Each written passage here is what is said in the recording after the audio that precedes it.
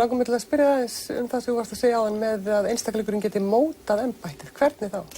Alveg eins og allt annað sem þú tekur þig fyrir hendur, þú mótar þitt starf sem fréttamaður, þú ert öðruvísi fréttamaður en hann og hvert okkar hefur sinn stíl og sína nálgun að hvaða starfi sem við tökum okkur fyrir hendur og það gerum við, ég var að hugsa til dæmis þegar einhver var að tala þróun þessa forsetaembættis, að hvernig það hefði mótast, auðvitað mótast það í samspili eða í samhljómi við tíðarandann.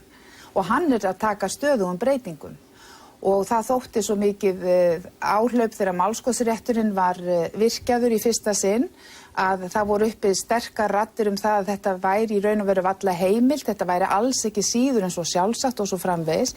Nú ágerast kröfur beint lýðræði.